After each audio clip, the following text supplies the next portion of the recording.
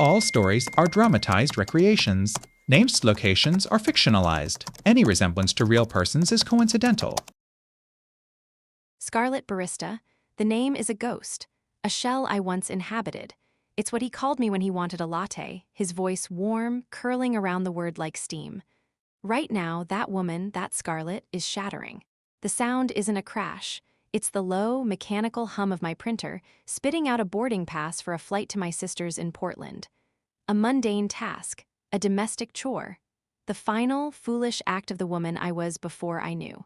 His laptop is warm, he never lets me use it. Work stuff, scar, sensitive data, he'd say, a gentle hand on my wrist, guiding me away.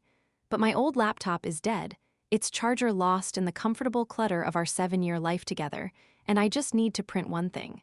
He's at work, it's fine, the password prompt mocks me, he changed it. A cold, tiny stone of unease drops into my stomach. Why would he change it? We know each other's passwords. It's a rule, a trust thing. Kevin's is usually some variation on his childhood dog's name and his birth year. I try a few, nothing, I almost give up. The old Scarlet would have. She would have sighed, texted him a cute, slightly annoyed emoji, and waited. But my finger hovers over the mousepad. A notification, a tiny, discreet bubble in the corner of the screen, from an app I don't recognize, a username that isn't his, Kev from the Block-7, a message preview. Can't stop thinking about last night. Your words, they're my oxygen. The world doesn't tilt. It crystallizes. Every sound in our quiet Portland apartment sharpens to a point. The drip of the kitchen faucet I've been meaning to fix, the distant siren on Burnside Street, the ragged, unfamiliar sound of my own breath catching in my throat. My heart isn't pounding. It's shriveling, a dried leaf crumbling to dust behind my ribs. Last night he was supposed to be working late, inventory at the supply warehouse. He came home smelling of rain and cold air, not dust and cardboard. He kissed my forehead, his lips cool. "Exhausted, babe," he'd murmured, collapsing onto the couch. I'd brought him a cup of tea. I'd rubbed his shoulders. Your words, they're my oxygen. My hands are ice. They move on their own, a clumsy, frantic ballet on the keyboard. I bypass the password. I don't know how I know to do it. Some primal, betrayed part of my brain takes over. The desktop glows before me. It's a picture of us at Cannon Beach from last summer, both of us squinting against the sun, his arms around me, my head thrown back in laughter. A perfect lie. I find the app, a private messenger. The icon is innocuous, a simple blue bird. The chat log is a bottomless chasm. I don't read it. I can't. The words blur into a poisonous soup of endearments, shared jokes, intimate confessions. Months. It's been going on for months. Her name is Chloe, his old college friend, the one he always said was just a friend, the one I never had to worry about. I see photos, not of bodies, but of moments, a coffee cup on a desk, a view from a window I don't recognize, a selfie of him, smiling a soft, private smile I haven't seen in years, a smile meant for her. This is how I discover it, not with a lipstick stain or a hotel receipt, not with a dramatic confrontation, but in the silent, blue-lit glow of his computer screen in our dim living room, the printer finally falling silent, my boarding pass waiting, useless in the tray. I am a barista. I understand the precise temperature at which things burn. I know the exact point when milk scalds, when the delicate sugars in coffee caramelize and then blacken into bitter ash. This is that temperature. My marriage is ash. I don't scream. I don't throw anything. I stand up, walk to the kitchen on legs that feel like they belong to someone else, and I make a cup of coffee. My hands perform the ritual by rota. Grinding the beans, the fragrant explosion of aroma that usually centers me now smells like nothing. Tamping the grounds, the steady pour of hot water. It's a perfect pour-over. It's the best damn coffee I've ever made. I take a sip. It tastes like nothing, like static, like the empty space where my life used to be. I look at my home, our home, through this new, horrifying lens. The couch where he pretended to be tired. The table where we shared meals while he was whispering sweet nothings to her on his phone. The bed where I slept, trustingly, while he was emotionally in hers. I am a ghost in my own life. A phantom woman, tending to the hollowed-out shell of a love that was already dead, already packed up and shipped to some digital mistress. The boarding pass is still in the printer. I won't be going to Portland. Not today. There is a storm inside me, quiet and cold and absolute. I pick up my perfect cup of coffee, walk to the sink, and pour it all down the drain. I watch the dark liquid disappear, taking the last vestiges of the woman I was with it. The first tear finally falls, not out of sadness, but out of a sheer, terrifying rage at the silence, at the betrayal, at the meticulous, cowardly architecture of it all. He didn't just cheat. He built a whole other life right beside me, and I, the fool, was busy making coffee. The silence after the printer finished was a living thing. It filled our apartment, thick and heavy, pressing down on me until I could barely breathe. I stood there, in the kitchen, my hand still resting on the cool granite countertop, the ghost of the coffee cup I'd poured out lingering on my skin. The laptop screen had gone dark, a black rectangle holding all the secrets that had just dismantled my world. Kevin, Kev from the Blockheath D7, his words to her were his oxygen. What did that make the air I had been breathing for him all these years? A poison? A placebo? I didn't move. I became a statue in the home we built, a monument to my own ignorance. The clock on the microwave ticked from 2:17 to 2:43. Outside, the Portland rain began, a gentle patter against the windows that usually soothed me. Now it sounded like a million tiny fingers tapping, accusing me of my blindness. A car door slammed downstairs. My heart, which had been a shriveled, silent thing, exploded into a frantic, hammering beat against my ribs. Was it him? He wasn't due home for hours. Logic tried to push through the fog of shock. A neighbor, a delivery driver, but fear, raw and primal, had taken the wheel. I moved then, a burst of panicked energy. I lunged for the laptop, closing it with a snap that echoed too loudly in the quiet. I grabbed my printed boarding pass, crumpling it in my fist, and shoved it into the pocket of my jeans. I couldn't let him know. Not yet. I didn't know what I needed. Time. A plan. A weapon. But the universe, it seemed, was fresh out of weapons and time. The distinct sound of his key in the lock of our apartment door sliced through the rain's rhythm. My blood turned to ice. He's home early. Why? Guilt? A sixth sense? Or just the cruel, ironic timing of a world that had suddenly stopped making sense? The door swung open and there he was. Kevin, my husband of 7 years. He shook water from his jacket, his hair damp and curling at the ends. He looked tired, but he smiled when he saw me. It was his normal smile, the one that used to make my stomach flutter. Now, it made me feel violently ill. "Hey, you," he said, his voice warm and familiar. It was the voice that had whispered, "I love you" over pancakes last Sunday. The voice that had lied to me for months. Forgot the damn project, reports on the kitchen counter. Boss would have my head. "What are you up to? I thought you'd be gone by now." He stepped toward me, dropping his keys into the ceramic bowl by the door with a familiar clatter. He was going to kiss me. The normalcy of it, the sheer, audacious performance of it, shattered my frozen state. I took a sharp step back, my body recoiling from him on its own accord. The movement was small, but it was a seismic shift in the geography of our relationship. His smile faltered. "Scar, you okay? You look pale." The concern in his voice was so expertly crafted. It was the final straw, the dam broke. "Who is Chloe?" The question came out flat, devoid of all the rage and pain twisting inside me. It was just a cold, hard stone of a sentence thrown into the space between us. His face went blank. Utterly, completely blank. It was more telling than any flicker of guilt could ever be. It was the look of a man whose carefully constructed second reality had just been breached. "What? Chloe? My friend from college? Why?" I didn't answer. I just stared at him, my eyes begging him, for one insane second, to have an answer. Any answer, a work project, a secret charity, a surprise for me, anything, he recovered too quickly.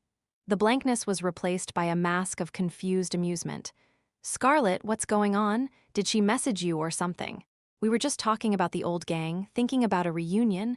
"They're my oxygen, Kevin." My voice was a whisper, but it cut through his act like a scalpel.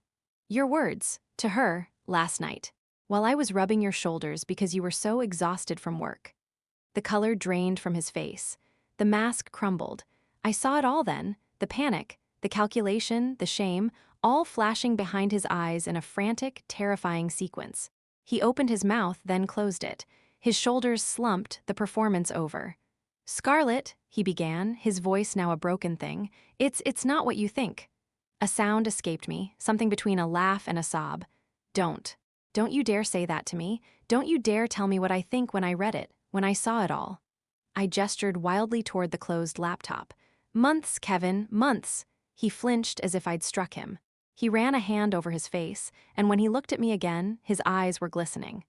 I'm so sorry. I am so sorry. It started as nothing, just talking. It was stupid. It meant nothing. Nothing. The word ripped out of me, finally laced with the fury I felt. You told another woman that her words were your oxygen. What are your promises to me then? What are our 7 years? What am I? I was screaming now, the sound raw and foreign in our tastefully decorated apartment. The tears were streaming down my face, hot and unchecked. I was unraveling, right there on the polished concrete floor, and he just stood and watched, a statue of his own guilt. It was an emotional thing, Scar, it wasn't real, he pleaded, taking a step toward me, his hand outstretched. It was a fantasy, a distraction, I love you. This, he gestured between us, this is real. I looked at his outstretched hand, the hand that had probably typed those messages to her, and I felt a fresh wave of nausea. Don't touch me, I snarled, the venom in my voice making him recoil. You don't get to touch me ever again. A distraction from what? From me, from our life, from the boring, mundane wife who makes your coffee. No, God, no. From the stress, from I don't know. He was crying now, too, his tears feeling like a grotesque parody of my own pain. You promised me, I whispered, the fight suddenly draining out of me, leaving me hollow and shaking. You promised me we were a team, that we told each other everything. You looked me in the eye and you lied. Every day, you lied. There was no answer to that. There never is. He just stood there, broken and exposed, in the middle of our ruined living room. The rain continued its gentle tap-tap-tap against the window, a cruel mockery of the storm that had just raged inside. I walked past him. I didn't look at him. I went into our bedroom, the room we shared, and I closed the door. I didn't lock it. The lock was meaningless now. All the locks were. I slid down to the floor, my back against the wood, and I listened to the sound of his quiet sobs on the other side. The man I loved was grieving the loss of his secret. And I was grieving the loss of him, of us, of the woman I was when I believed him. The unraveling was complete. All that was left were 2 separate piles of thread and no idea how to weave anything ever again. The door at my back was no longer a barrier between me and my husband. It was a barrier between me and a stranger. The wood vibrated faintly with the sound of his crying, a low, miserable hum that felt worlds away. I didn't feel pity. I didn't feel rage anymore, either.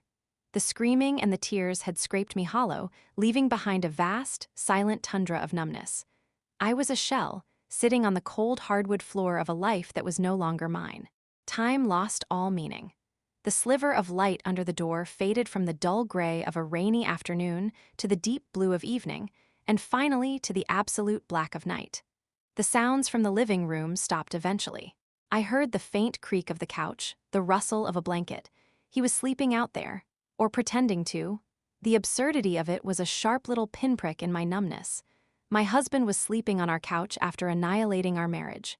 Was he comfortable? Did he feel guilty? Did he even care? The questions were pointless, but they circled in the empty space of my mind anyway. When the first hint of dawn painted the edge of the window blind a pale, sickly gray, my body screamed in protest. Every muscle was stiff, my head pounded, and my eyes felt raw and gritty. I had to move. I had to leave this room. I listened. Silence, deep and complete. I opened the door slowly, the click of the latch deafening in the quiet apartment. The living room was a crime scene frozen in time. The couch was rumpled, a single pillow tossed on the floor. He was gone. The emptiness he left behind was a physical presence, heavier and more oppressive than he had ever been. My gaze fell on the kitchen counter. His laptop was gone. Of course.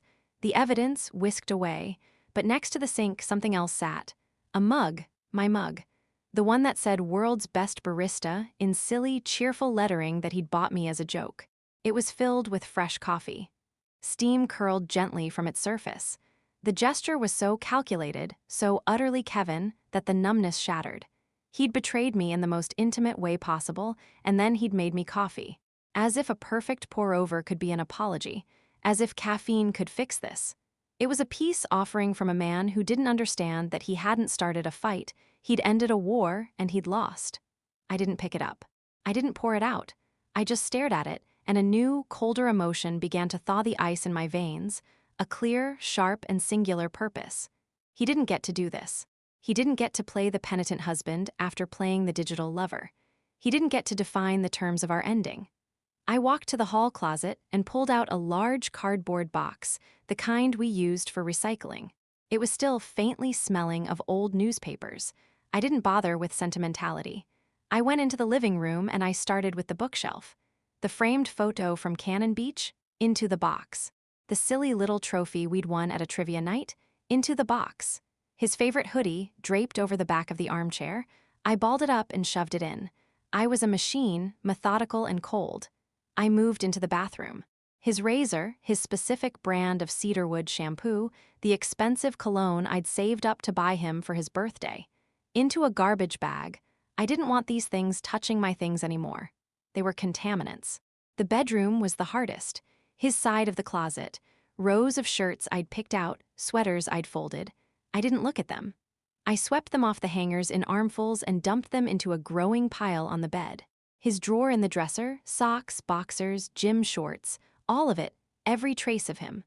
I worked for hours, until my back ached and my arms were sore, until the bed was a mountain of fabric and memories.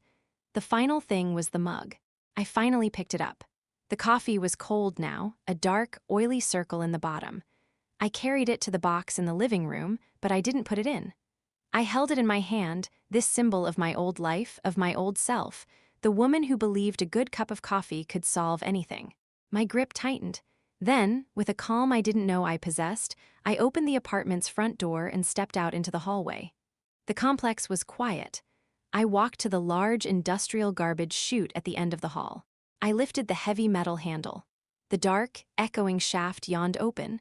I looked at the mug one last time. World's best barista. I wasn't her anymore. I didn't know who I was, but I knew I would never be her again. I dropped it. There was no satisfying smash, just a soft, muffled thud as it hit the bags of trash far below. A quiet, insignificant end. I walked back into the apartment and closed the door. The silence welcomed me. It was no longer a waiting silence. It was an empty silence, a clean silence. My space, my ruin, my box of his things sat by the door, a monument to what was over. The coffee was gone. The mementos were gone. He was gone. The sun was high in the sky now, streaming through the windows, illuminating the dust motes dancing in the air. I stood in the center of the living room, alone, surrounded by the ghostly outlines where his things used to be. The hollow feeling was still there, but it was different now. It wasn't a void of loss. It was a blank space. And for the first time since his laptop screen glowed with another woman's words, I took a full, deep breath. It didn't feel like oxygen. It felt like possibility. A terrifying, desolate, and utterly silent possibility. The silence in the apartment was a new entity. It wasn't the peaceful quiet of a morning before work or the comfortable hush of two people reading together. It was a loud, screaming void. The blank spaces on the shelves, the empty side of the closet, the single toothbrush in the holder, they were all accusations. I had purged him from the space, but I couldn't purge him from the air. His absence was a scent, a taste, a constant, low-frequency hum that vibrated in my teeth. Days bled into one another. I called in sick to the coffee shop. My boss, a kindly older woman named Brenda, was understanding. "Take all the time you need, Scarlett," she'd said, her voice laced with a concern that made my throat tighten. She didn't know. Nobody knew. The secret of his betrayal was a boulder I carried alone, and its weight was crushing me into the floorboards. I existed in a liminal state. I didn't sleep. I would lie in the center of the too-big bed, staring at the ceiling, watching the headlights of cars' paint shifting patterns across the paint. My mind would replay the moment on a loop. The laptop glow, the username, the words. "Your words are my oxygen." Each time the pain was a fresh, physical blow. I stopped eating. The thought of food was repulsive. My body was running on adrenaline and despair, a frantic, dying machine. The fifth day dawned, another gray Portland morning. A practical need, mundane and undeniable, finally forced me out of my catatonia. I was out of coffee. The irony was so bitter it was almost funny. The barista had no beans. The thought of facing the world, of seeing people, of making small talk was paralyzing. But the need for the ritual, for the hot, bitter liquid that was the only thing that seemed to anchor me to reality, was stronger. I pulled on a pair of old jeans and a sweatshirt that smelled of loneliness. I didn't brush my hair.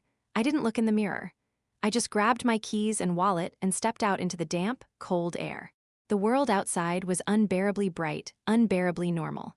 People walked their dogs, sipped from travel mugs, laughed on their phones. How could they? How could the world just keep turning? The supermarket was a special kind of hell. The fluorescent lights were aggressively cheerful, the music a torturous assault. I kept my head down, my shoulders hunched, moving through the aisles like a ghost. I was an open wound in a place of sterile, packaged normalcy. I found the coffee aisle, grabbed a bag of dark roast without looking, and clutched it to my chest like a shield.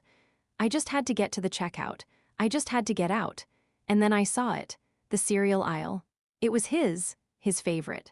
A ridiculously sugary, brightly colored monstrosity that he'd loved since he was a kid. He'd eat it dry, by the handful, straight from the box while watching TV. I'd always teased him for it, calling it his plastic popcorn. I'd always made sure we had a box in the cupboard. My feet stopped moving. I was rooted to the spot at the end of the aisle, staring at the cheerful yellow box with its cartoon mascot. It was just a box of cereal, but it was a landmine. It was the sheer, stupid normalcy of it. The 1,000 mornings. The sound of him crunching it. The way he'd offer me a handful and I'd pretend to be disgusted, but sometimes take a piece. It was the unthinking, automatic love of a tiny, insignificant habit. It was a thread in the fabric of our life together. A thread I hadn't even known was there until the whole tapestry unraveled, and this one, stupid, colorful thread was left, dangling in front of me in a supermarket aisle. The memory wasn't a thought, it was a tsunami. It wasn't just the cereal, it was everything. It was the way he knew I took my coffee. The way he'd warm my side of the bed with his feet in the winter. The stupid voices he'd do for our friends' pets. The feel of his hand in mine. The future we'd planned, a house with a bigger garden, a trip to Italy, maybe, one day, a family. It was all there, every stolen dream, every broken promise, every lie, and it all coalesced into this one stupid, yellow box of cereal. The dam broke. It didn't start as a sob. It was a sound I didn't recognize, a raw, guttural gasp that was torn from the deepest, most shattered part of me. The bag of coffee dropped from my numb fingers, hitting the linoleum floor with a dull thud. My hands flew to my face, but it was too late. The tears weren't tears, they were a flood, hot and uncontrollable, streaming down my cheeks, dripping off my chin. My body gave out. My legs wouldn't hold me. I sank to the floor, right there between the organic granola and the family-sized oatmeal, my back against the cold metal of the shelf. I drew my knees to my chest, buried my face in my arms, and wept. I wept for the man I thought he was. I wept for the woman I had been. I wept for the 7 years that were now a beautiful, painted lie. I wept for the future that had been stolen. Great, heaving, ugly sobs that racked my entire body, that stole my breath, that made my ribs ache. I was unaware of the world. Unaware of the other shoppers who carefully edged their carts around me, avoiding eye contact. Unaware of the concerned store manager who hovered at a distance, unsure what to do. I was lost in a private ocean of grief, drowning in it. I was a 33-year-old woman, a professional, someone who could handle a busy Saturday rush without breaking a sweat, and I was sobbing on the floor of a Fred Meyer over a box of children's cereal. This was it, the bottom. This was the raw, unvarnished, humiliating core of it. This was the pain without the anger, without the pride, without the numbing shock. It was just the pure, devastating loss. I had nowhere lower to go. I was here on the dirty floor, surrounded by strangers and breakfast foods, and I had nothing left. No marriage, no trust, no future, no dignity. Just this endless, aching, empty space where my heart used to be. I don't know how long I stayed there. Eventually, the storm passed. The sobs subsided into shaky, hiccuping breaths. I was hollowed out, scraped clean, exhausted. Slowly, I raised my head. My vision was blurred, my face swollen and wet. The yellow box of cereal was still there, staring at me, and something in me shifted. A final, quiet click. I wiped my face with the sleeve of my sweatshirt. I took a deep, ragged breath, and I stood up. My legs were weak, but they held. I didn't look at the cereal again. I left the bag of coffee on the floor. I walked out of the aisle, out of the store, into the gray afternoon light. I left my shield behind. I had nothing left to protect. The cold air hit my wet face, and it felt clean. I had hit the bottom, and the only direction left was up. I didn't know how to get there. I didn't know if I could. But I knew, with a certainty that was as solid as the pavement beneath my feet, that I would never, ever cry over him again.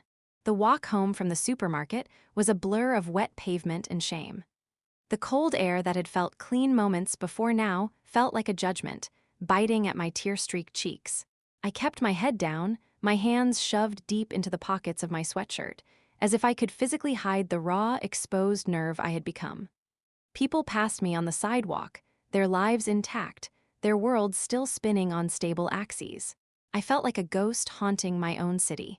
I didn't go back for the coffee. The desire for it was gone, burned away in the cathartic fire of my public breakdown. The need for any ritual that reminded me of my old life felt toxic. I needed something new, a different kind of anchor. The apartment welcomed me back with its same, heavy silence. It felt different, though.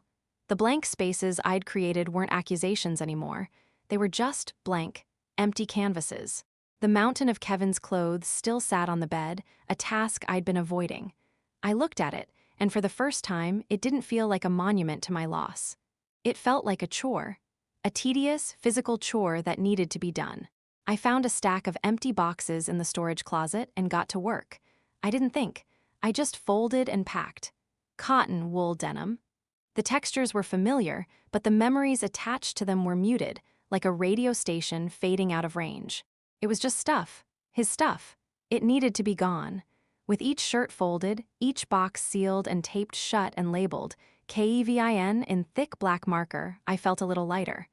I was reclaiming the physical space, inch by inch. When the last box was stacked by the front door, ready for him to eventually collect, the bedroom felt enormous. The air felt clearer. The hollow feeling inside me was still there, but it was a different kind of hollow. Not the hollow of something missing, but the hollow of something waiting to be filled. I took a shower, scrubbing the feeling of the supermarket floor off my skin. I looked at myself in the mirror. My eyes were still puffy, my face pale. But the woman staring back at me wasn't the shattered ghost from this morning. There was a flicker of something in her eyes. Resolve. Exhausted, battered resolve, but resolve nonetheless. I had to do something. I had to find a way to process the tornado of thoughts and feelings that still whirled inside my head. If I didn't, they would consume me. Talking to someone felt impossible. The idea of explaining it all, of saying the words out loud, made me feel nauseous. Therapy required making appointments, telling my story to a stranger. It felt too big, too formal, and then I remembered the journal. It was a beautiful, leather-bound thing, a gift from my sister 2 Christmases ago. The pages were thick, creamy, and blank. I'd never known what to write in it. Dear Diary, made 37 lattes today. Kevin forgot to take the trash out seemed insufficient. I'd tucked it away on a high shelf, a lovely object waiting for a purpose. I pulled it down now, blowing dust off the cover. It felt weighty and significant in my hands. I found a pen, a simple black rollerball. I carried them to the clean, empty kitchen table. I sat down. The blank page was terrifying. It seemed to ask a question I didn't know how to answer. Where did I even begin? With the discovery, with the betrayal, with the cereal. I uncapped the pen. The click was loud in the quiet room. I stared at the pristine white page, my mind a perfect mirror of its emptiness. I felt foolish. What was I doing? This wouldn't fix anything. But then I thought about the words. His words to her, "Your words are my oxygen." They had been weapons. They had the power to destroy. What if my words could build? What if they could be my oxygen? I took a shaky breath and put the pen to paper. I didn't start with Dear Diary. I didn't start with a date. I just started with the only true thing I knew. I am so angry. The letters were clumsy, the ink a little blotted. But seeing the words exist outside of my head, on something solid, was a revelation. It was out. I wasn't just feeling it, I was documenting it. I am so angry I can feel it in my teeth. I am angry at Kevin for being a coward. I am angry at Chloe for existing. I am angry at myself for not seeing it. I am angry at the sun for rising this morning. I am angry at that stupid, yellow box of cereal. The words began to flow, a messy, unpunctuated torrent. I wrote about the shock, the numbness, the crushing weight of the silence. I wrote about the look on his face when I confronted him. I wrote about the feel of the cold supermarket floor. I didn't try to be eloquent. I didn't try to make sense. I just let it pour out of me and onto the page, a chaotic spill of pain and confusion. I filled one page, then another. My hands started to cramp, but I didn't stop. It was like lancing a wound. The poison was draining out, absorbed by the thirsty paper. I wasn't writing for anyone to read. I was writing to survive. I was writing to understand the chaos inside my own mind. And then, somewhere on the third page, the tone began to shift. The anger began to mingle with something else. I packed his things today. It was just stuff. It felt good to see the space where his shoes used to be. It's my space now. I wrote about the apartment, how the light hit the floor in the afternoon without his chair blocking the window. I wrote about the quiet, how it was starting to feel less like loneliness and more like peace. I don't know who I am without him. For 7 years, I was Kevin and Scarlett. It was a unit, a package deal. Who is just Scarlett? What does she like? What does she want? She's a barista who doesn't even have coffee in her apartment right now. A tiny, almost smile touched my lips. It was the first hint of dark humor I'd felt in weeks. I wrote that down, too. I wrote until my hand was truly sore and the daylight began to fade. I filled 6 pages. They were a mess of ink and emotion, a raw and honest map of my rock bottom and the first, tentative finger hold out of it. I closed the journal. My heart felt quieter. The storm inside hadn't passed, but I had found a shelter from it. I had built a raft out of words. It was fragile, and the ocean was still vast and terrifying, but I wasn't drowning anymore. I was floating. I looked around my apartment. It was still empty. I was still alone. But the silence no longer felt like an enemy. It felt like a blank page. And for the first time, the thought of filling it myself didn't seem so terrifying. The journal became my confessional. Every morning, before the sun had fully burned through the Portland fog, I would sit at the kitchen table with a mug of tea. I still couldn't face coffee, and I would write. The pages filled with the detritus of my heartbreak. Anger, sadness, lists of things I missed, and lists of things I didn't, unanswered questions screamed into the void of paper. But slowly, incrementally, the entries began to change. They became less about him, and more about the empty space he left behind. And that space was starting to feel less like a void and more like a question. Who are you, Scarlett? I wrote one morning, the words looking back at me challenging. What do you do when you're not making coffee for someone else? The answer wasn't in the apartment. The 4 walls, though slowly becoming mine again, still held his ghost in the echoes. I needed air, real air, not the recycled, climate-controlled air of my home or the coffee shop. I needed to breathe something that had never heard his name. The idea came from the journal itself. A few pages back, in the frantic, early entries I'd scrawled, I feel like I'm carrying a boulder on my chest. I need to climb a mountain just to get away from the weight of it. It was a metaphor born of despair. But what if it wasn't? What if I actually did it? Hiking. It was on my randomized list. A thing the universe or a random number generator had suggested for me. I'd never been hiking. Kevin preferred cities, restaurants, movies. The great outdoors was something we drove through to get to a nicer hotel. The most hiking I'd ever done was the walk from the parking lot to a scenic overlook. The sheer impracticality of it was perversely appealing. It was so far removed from the woman I had been, the woman who knew the exact temperature for steaming milk, the precise grind for a French press. This was messy, unpredictable, and entirely for me. I spent a day researching. I bought gear online. Sturdy boots, a rain jacket that looked like it could survive a monsoon, a backpack.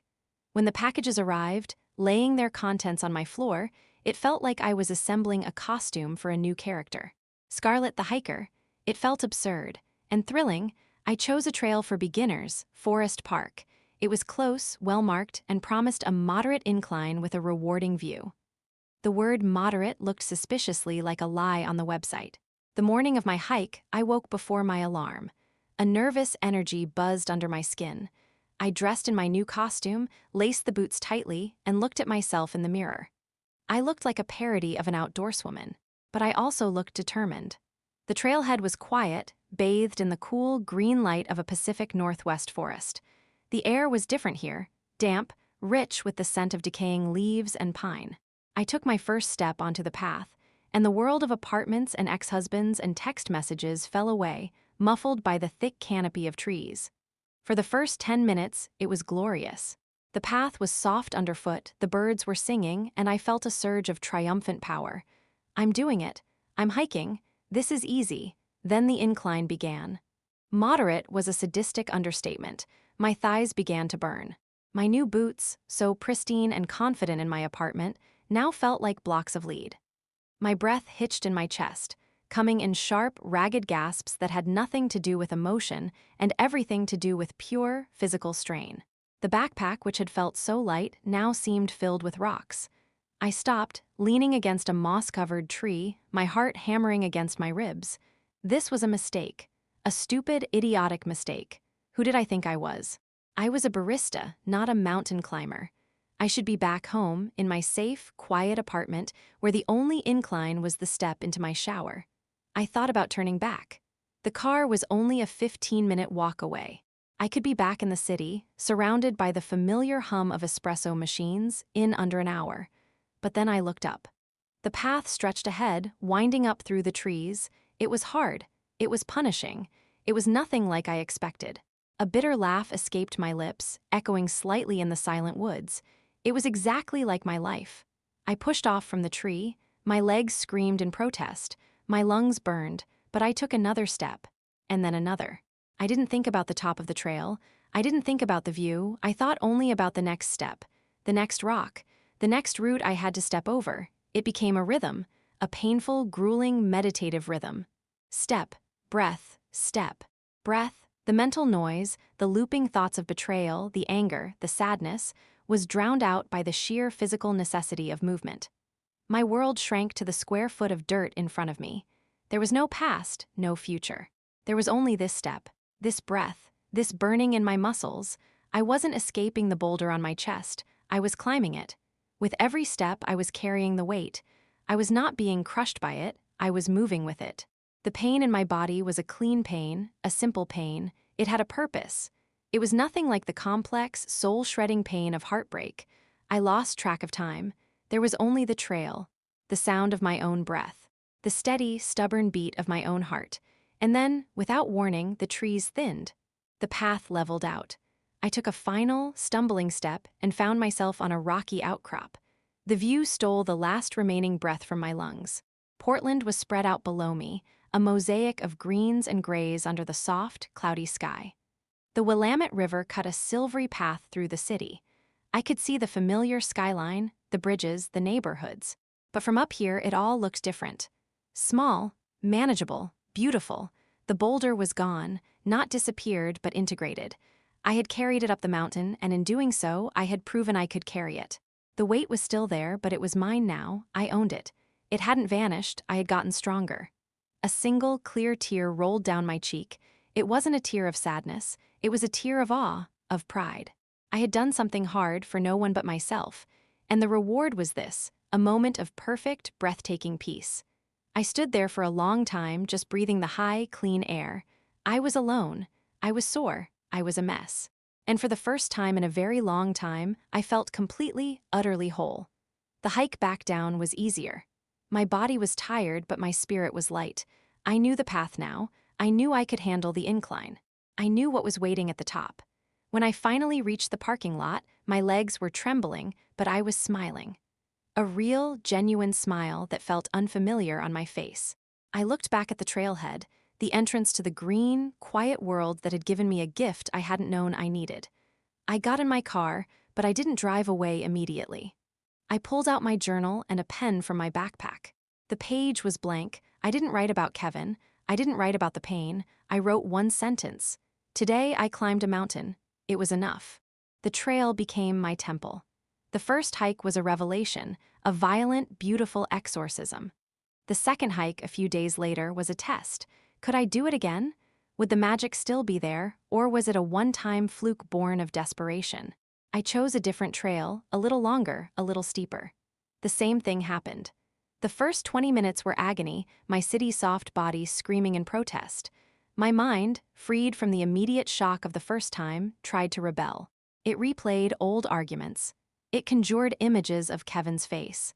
It tried to drag me back into the quicksand of my own thoughts. But the trail is a demanding god. It requires your full attention. A root threatens to trip you. A loose rock shifts under your boot. The path narrows beside a drop-off. You can't dwell in the past when the present is so physically insistent. My mind's mutiny was drowned out by the sound of my own breathing, the thump of my heart, the crunch of gravel underfoot. Step by step, thought by thought, I left the noise behind. By the third hike, it was no longer a test. It was a ritual. I stopped checking the weather. Rain or shine, it didn't matter. In fact, I began to prefer the rain. It felt more honest. The cold droplets on my face, the slickness of the wet rocks, the way the forest smelled even more alive, it matched my internal weather. I wasn't a fair weather hiker. I was something else, something more resilient. The transformation wasn't just happening on the trail, it was seeping into my life. The journal on my kitchen table saw the change. The entries grew shorter, less frantic. They were no longer just an emotional purge. October 12th. Did the maple loop today, saw a pileated woodpecker. His red crest was like a splash of paint against all the green. I stood and watched him for 10 minutes. He didn't care I was there. October 19th. My boots are broken in. The blisters are finally calluses. My legs don't hurt the next day anymore. October 28th. It poured the entire time. Got soaked through. Made a cup of tea when I got home and felt like I'd earned every single drop. I was noticing things. The way the light filtered through the canopy at different times of day. The specific sound of wind in fir trees versus hemlocks. The subtle shift in the air that meant rain was coming. My senses, which had been dulled by grief and the four walls of my apartment, were sharpening. I was becoming attuned to a different frequency. One Saturday, I drove out to the Columbia River Gorge. It was a more ambitious drive, a more serious trail. The path was a narrow ribbon cut into the side of a cliff, switchbacking up toward a waterfall that I could hear long before I saw it, a low, powerful roar that grew with every step. I wasn't alone on this trail. I passed other hikers, couples, groups of friends, serious-looking people with trekking poles. A few months ago, I would have felt self-conscious. The solo woman, the newbie with her obviously brand-new gear. I would have wondered if they were looking at me, pitying me. Now I barely noticed them. I was in my rhythm. My breath was even. My steps were sure. I knew how to place my feet. I knew how to pace myself. I'd found my groove, that sweet spot where the body works hard but the mind is clear and quiet. I wasn't fighting the mountain anymore. I was working with it. I reached the waterfall lookout. The sight was spectacular, a thunderous curtain of white water crashing into a misty pool below. The other hikers were there, taking photos, exclaiming, eating snacks. I found a flat rock a little away from the crowd and sat down. I didn't take out my phone. I just sat. I drank from my water bottle and watched the water fall. The mist coated my skin like a cool blessing. An older couple was struggling to take a selfie. The man was holding the phone at a strange angle, about to drop it. Without really thinking, I stood up and walked over. "Would you like me to take a picture for you?" I asked.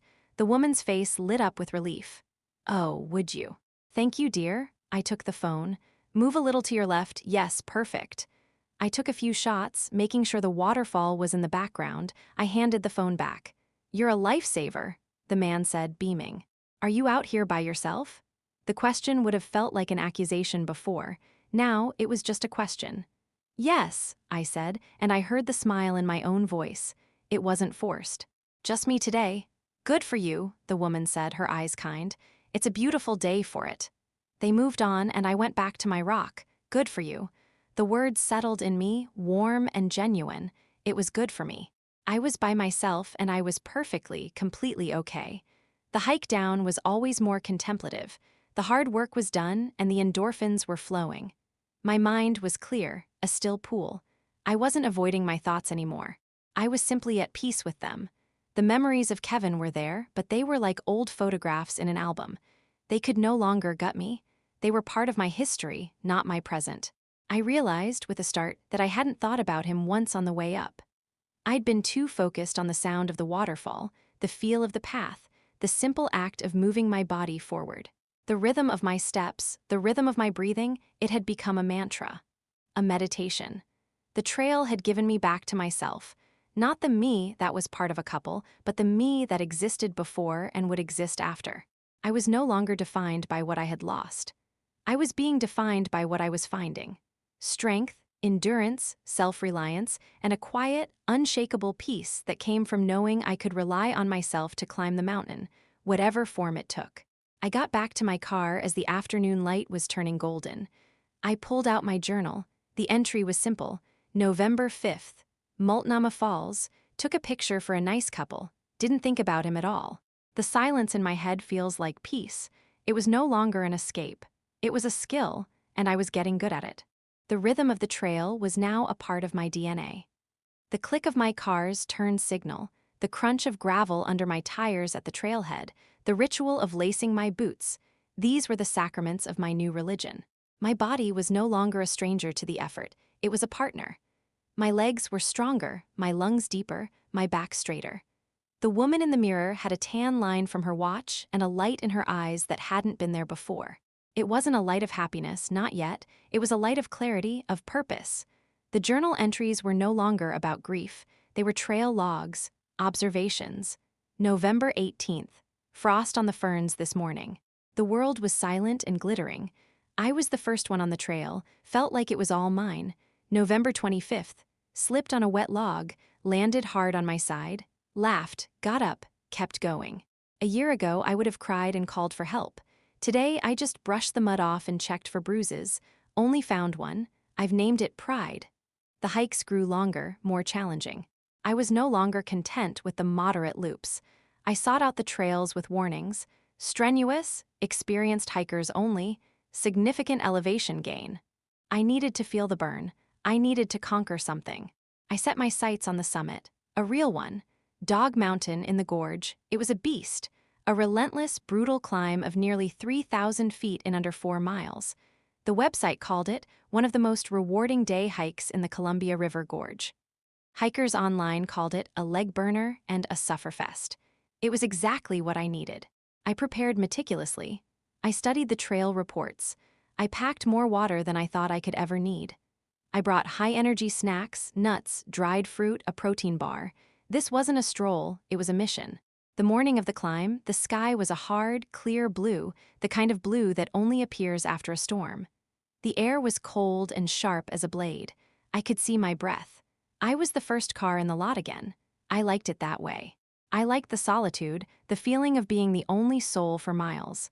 I stood at the base of the trail, looking up at the path that disappeared into the trees. It looked innocent enough. Deceptive. I adjusted my pack, took a deep breath of the cold, clean air, and took my first step. The trail wasted no time. It went up, and up, and up. There were no gentle warm-ups, no flat sections to catch your breath. It was a constant, grueling ascent. Within 20 minutes, my heart was hammering against my sternum, and my breath was coming in ragged, white puffs. Sweat beaded on my forehead despite the cold. This was different from my other hikes. This was pain, real, muscular, lung-searing pain. My mind, which had grown so quiet on the gentler trails, began to shout again. "You can't do this. This is stupid. Turn around. Go home. What are you trying to prove?" It was his voice. The voice of doubt. The voice that had told me for years that I was just a barista, that my dreams were small, that my place was in his shadow. The voice that had made me believe I needed him. I gritted my teeth. I focused on my feet. One step, then another. I found a rhythm, a slow, painful, plodding rhythm. Step, breath, step, breath. I didn't look up. I didn't think about the summit. I thought only about the next step. The trees began to thin.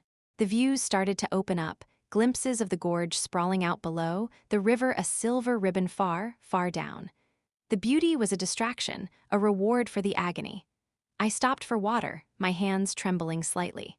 I allowed myself one look back. The world was falling away beneath me. I was higher than I'd ever been on my own 2 feet. The final stretch was the hardest.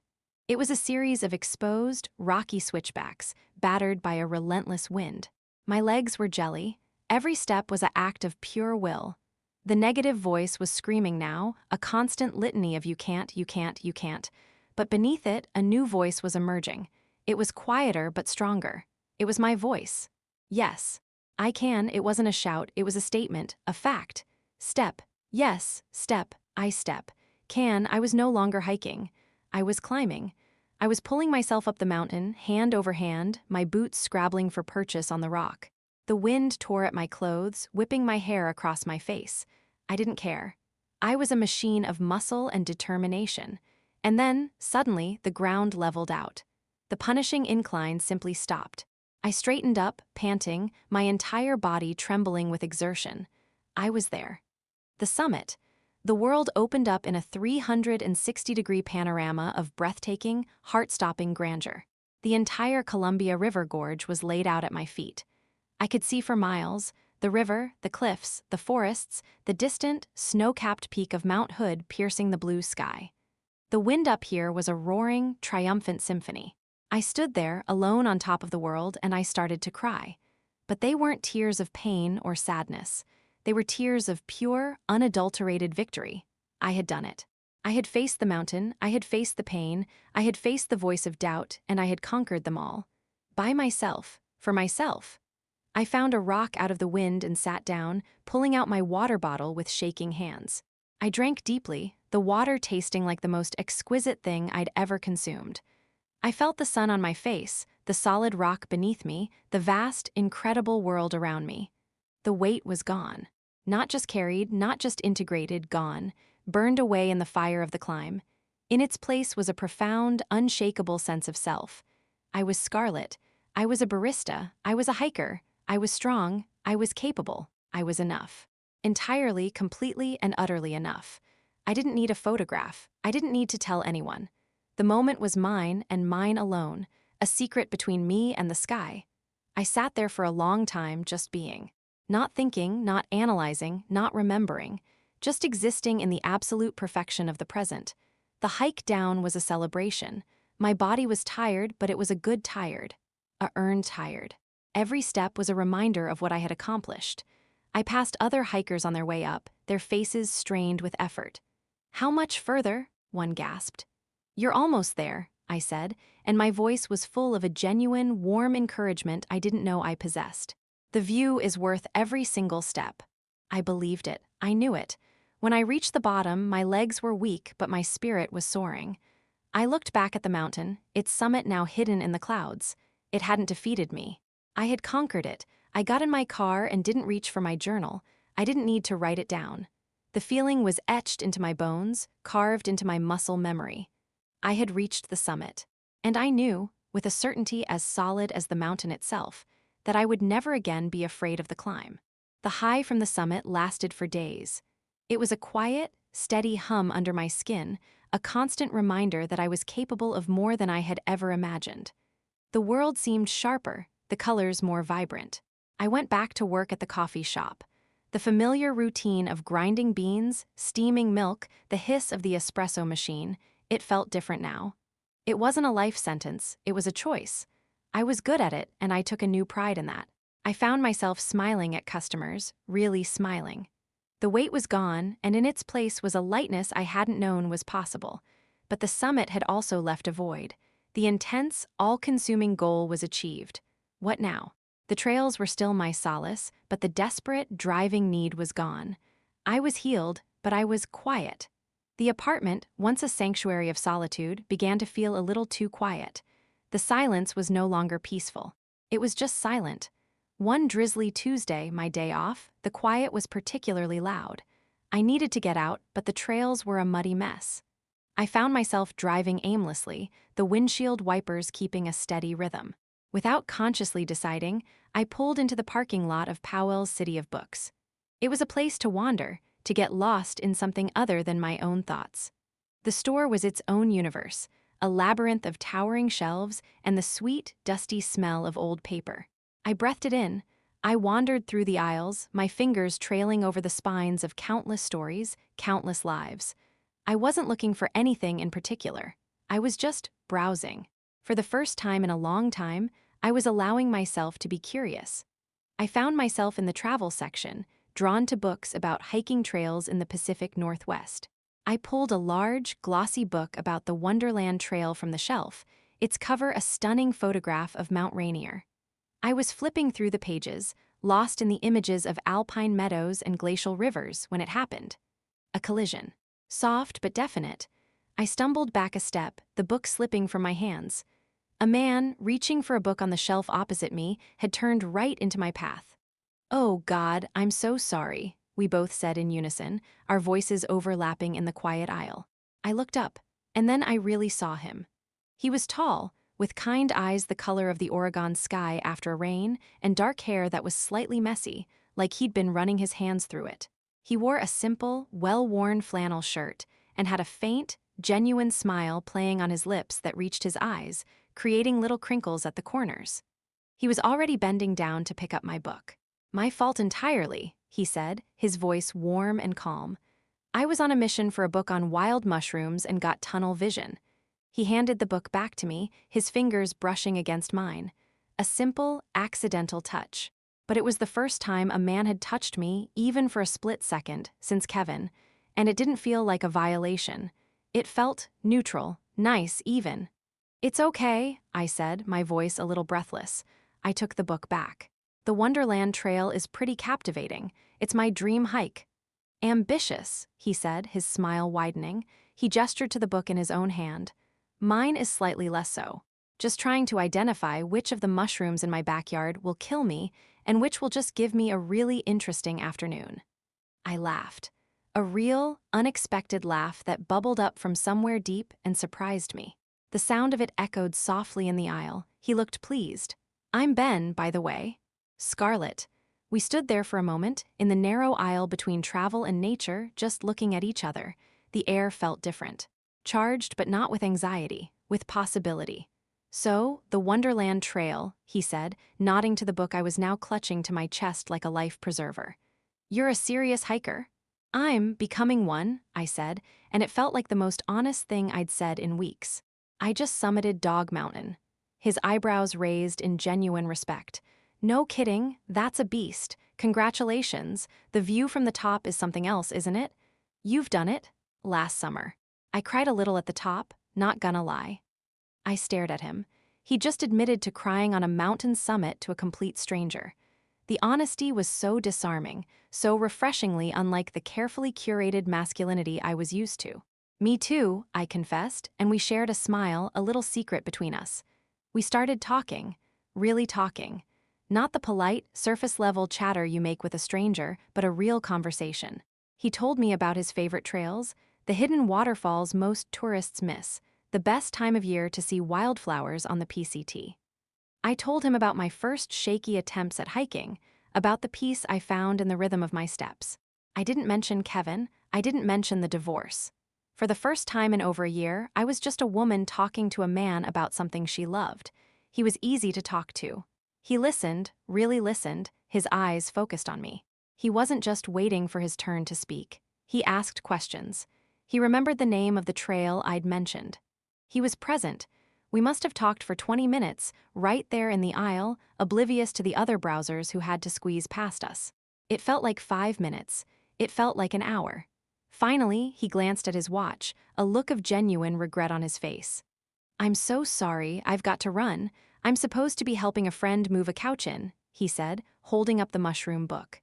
"But this was really nice." "It was," I agreed, my heart doing a funny little flip.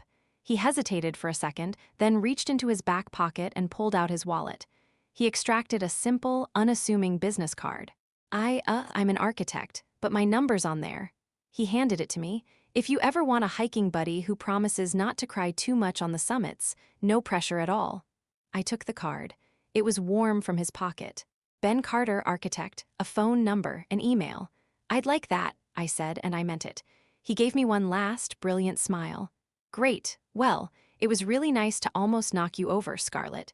"You too, Ben." And then he was gone, disappearing around the corner of the aisle, leaving behind the scent of clean laundry and old books. I stood there, alone again, holding the book and his business card. The store seemed to settle back into its usual quiet hum, but something had shifted. The air wasn't just silent anymore. It was full of potential. I looked down at the card in my hand. I didn't feel anxious. I didn't feel scared. I felt a small, tentative spark of curiosity, A door I thought had been permanently locked had just been nudged open, just a crack, letting in a sliver of light. I slipped the card into my pocket, a secret smile on my lips. I didn't know what would happen. Maybe nothing, maybe something. But for the first time since my life had fallen apart, the thought of a new beginning didn't feel terrifying. It felt exciting. Ben's business card sat on my kitchen table for 3 days. It became a tiny, rectangular island in the sea of my clean wood surface. I'd walk past it, my eyes flicking to his name. Ben Carter, architect. I'd pick it up, feel the weight of the cardstock, then put it back down. The boldness I'd felt in the bookstore had faded, replaced by a familiar, cautious anxiety. What was I doing? Dating. The word felt foreign, like a suit of clothes that belonged to someone else. I wasn't a dater. I was a hiker, a barista, a divorcee. The idea of intentionally spending time with a man with the unspoken potential of something sent a thrill of pure terror through me. My journal entry the night before had been a mess of conflicting thoughts. He was nice. He was just nice. It doesn't have to be a thing. It could just be a hike. Friends hike together, but he gave you his number. Men don't give women their number just to be friends. Do they? What do I wear? What do I talk about?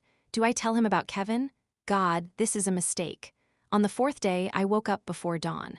I made a cup of tea and sat at the table, staring at the card.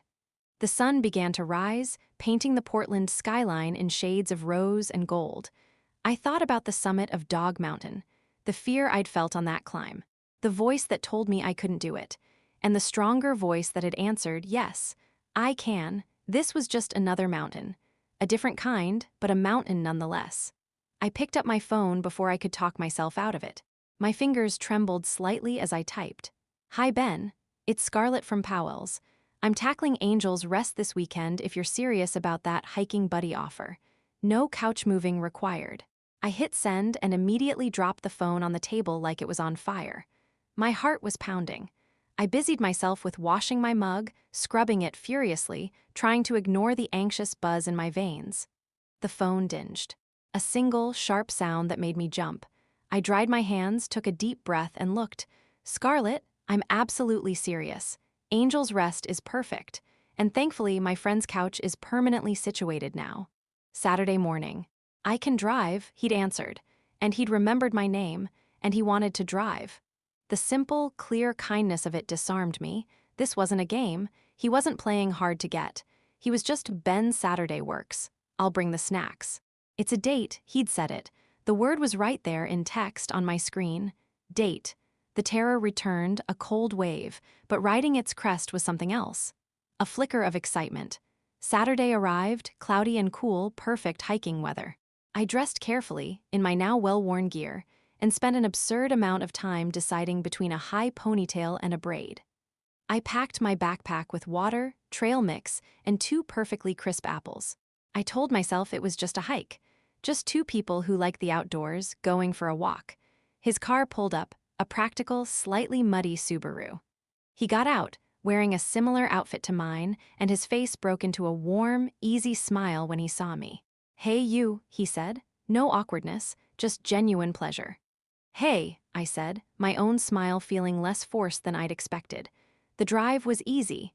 We talked about music, about the best podcasts for long drives, about the bizarre roadside attractions we'd each passed on various trips.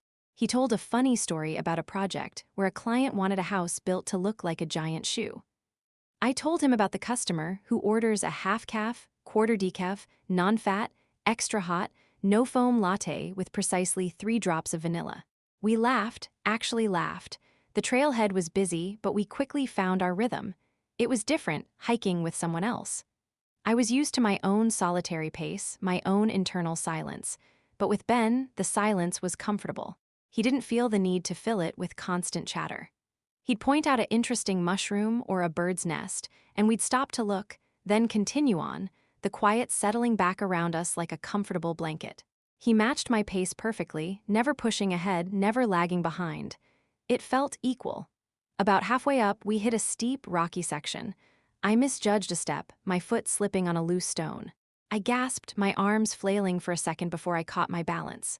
Whoa, got you, Ben said, his hand coming up to gently steady my elbow.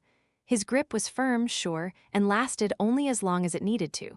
He didn't make a big deal of it. He didn't infantilize me. It was just a simple, helpful gesture. "Slippery there, you okay?" "Yeah," I said, my heart hammering, but not from the near fall. From the touch, it was safe. Respectful. "Thanks, anytime." We reached the summit, a wide, rocky bluff with stunning views of the Columbia River winding through the gorge. The wind was fierce, whipping our hair around. We found a relatively sheltered spot and sat down on a sun-warmed rock, pulling out our snacks. I handed him an apple. He took it with a smile. A classic, the perfect hiking snack. We sat in silence for a few minutes, just eating and looking out at the view. It was different from the solitude of my other summits. This was shared, and sharing it didn't diminish the beauty, it amplified it. "So," he said after a while, crunching into his apple, "Scarlett the barista and master hiker. What's the story there? Did you always love the outdoors?" The question was innocent, natural. It was the opening I'd been both dreading and anticipating. I could give him the easy answer, the surface-level story. But I looked at him, at his kind, open face, and I didn't want to. I took a breath. "Actually," I said, my voice a little quieter, "it's a relatively new thing. I started about a year ago, after my marriage ended." I didn't look at him. I kept my eyes on the horizon, on the endless, beautiful expanse of the gorge. I felt him still beside me, listening. "It was a pretty bad ending," I continued, the words coming easier than I'd thought they would. "He had an affair, an emotional one online. I found out. It broke me for a while. Hiking was how I put myself back together. It was the only thing that was loud enough to drown out the noise in my head." I risked a glance at him. He wasn't looking at me with pity, or with the awkwardness people sometimes get when faced with real emotion. He was just listening, his expression thoughtful, respectful. "I'm sorry," he said, his voice soft and sincere. "That's really tough." "It was," I agreed. "But I'm not sorry anymore, not for the ending. It led me here." I gestured around us at the sky, the rocks, the view, "to this." He nodded slowly, understanding. "To the summits." "To the summits," I echoed. We sat in silence again, but it was a different silence. Deeper. He had seen a piece of my map, the part that showed the treacherous terrain I'd crossed to get here. And he hadn't flinched. On the way down, the conversation lightened again. He told me about growing up in Oregon, about his family, about why he became an architect. He spoke about buildings the way I spoke about coffee, with a passion for the craft, for the details. He loved the idea of creating spaces where people could live their lives. When we got back to my apartment building, the sun was setting. He walked me to my door, a simple, old-fashioned gesture that felt surprisingly natural.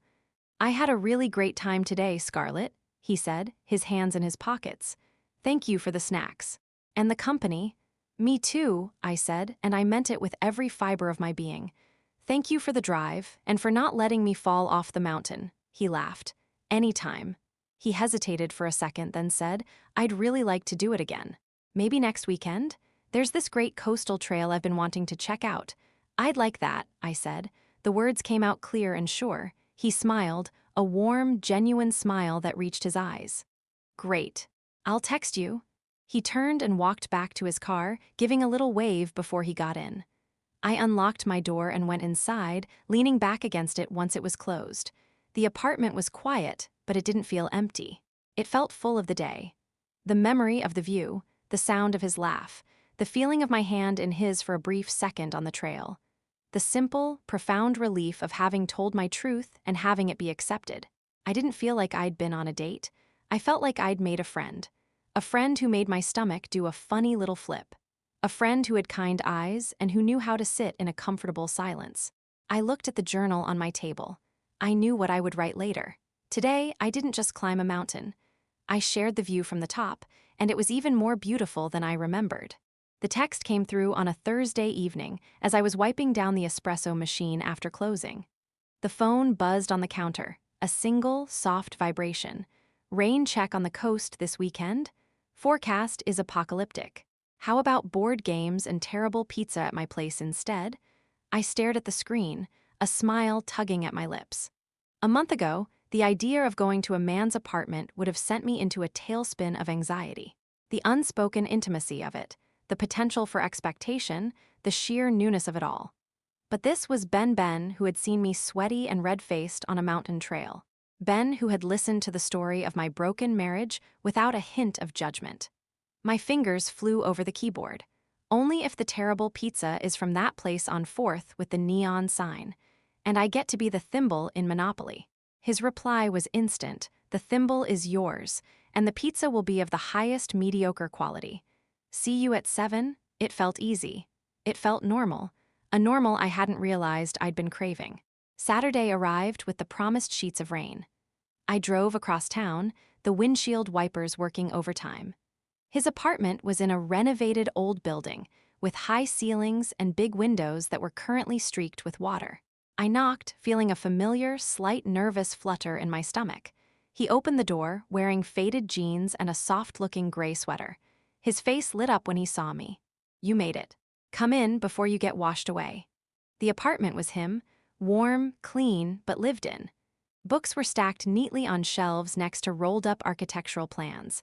A large, scarred wooden table served as a dining table and a desk. The walls were adorned with beautiful black and white photographs of bridges and buildings and a few framed trail maps. It was the home of someone with quiet passions. It felt safe. The promised pizza boxes were on the coffee table, next to a worn Monopoly board. "I see you've set the stage for a night of cutthroat real estate," I said, shrugging off my wet jacket. "I hope you're ready to lose Park Place," he said, taking my jacket and hanging it on a hook by the door. "I'm notoriously ruthless." We ate the gloriously greasy pizza straight from the box. We played Monopoly. He did, in fact, ruthlessly acquire both Park Place and Boardwalk.